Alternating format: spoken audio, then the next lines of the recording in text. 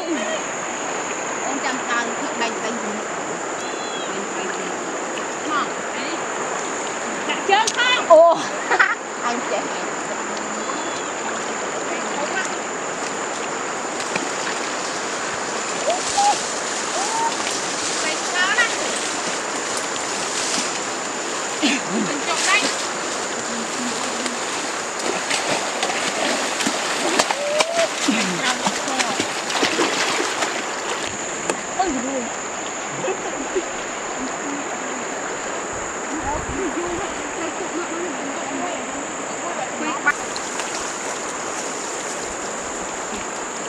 sao thì lại nè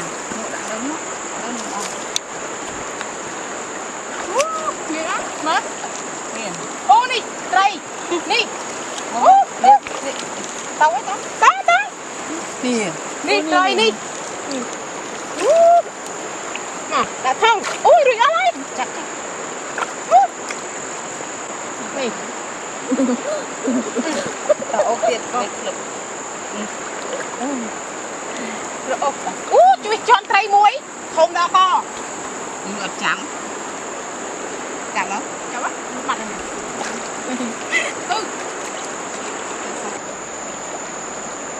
mày chơi luôn luôn chạy cả ôi luôn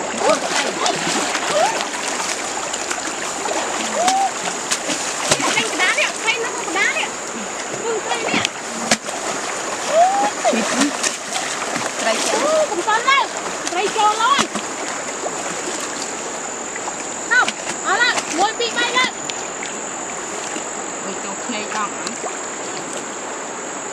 chụp này họ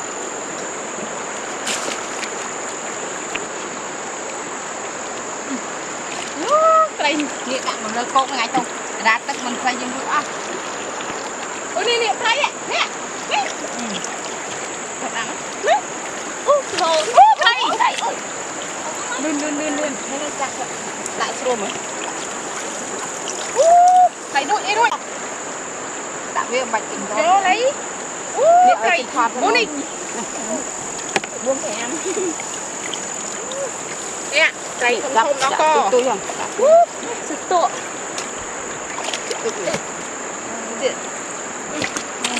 tôi cho nào đi nè ui nè ui giật tay học sang của mày đó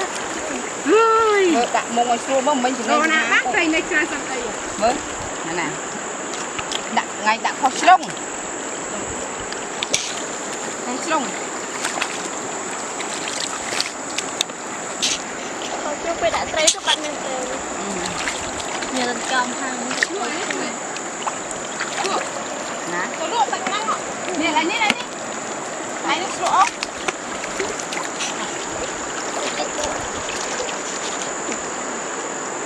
đi cắm chỗ đây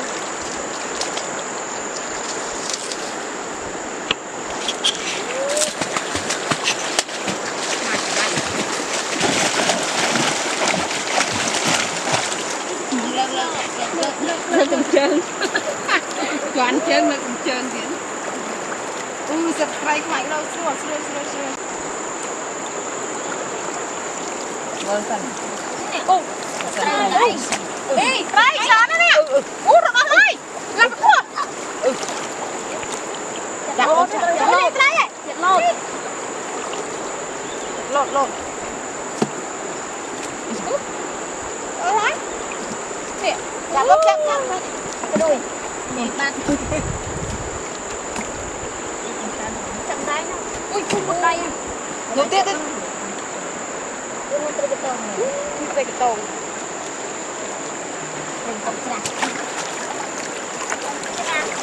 bán nó kia này kia này cái này khuôn nó này phải hai ấy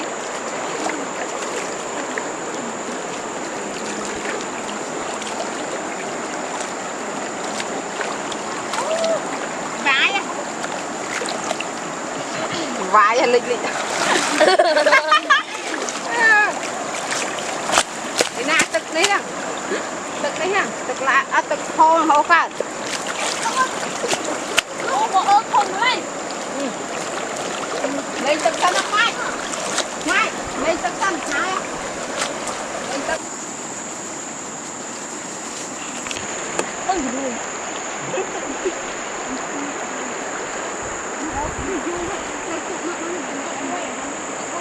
bay vô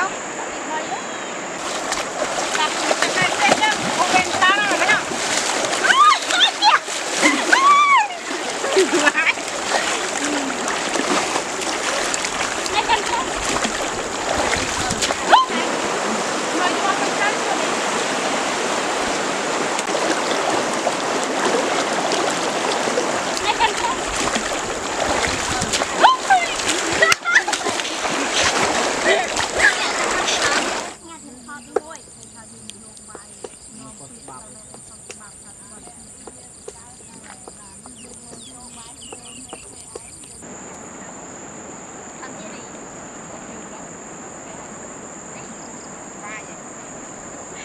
vai cho tiền đây là bạn nhắc lại bạn đâu con chặt tay mình chặt đi đâu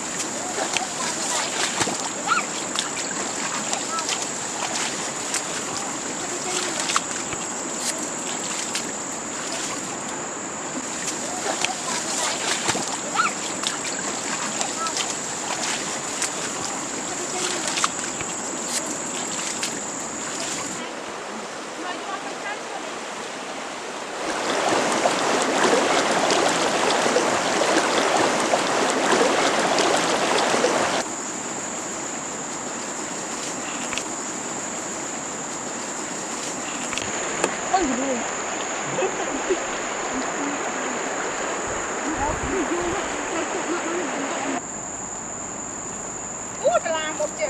là xuống mơ cao phàm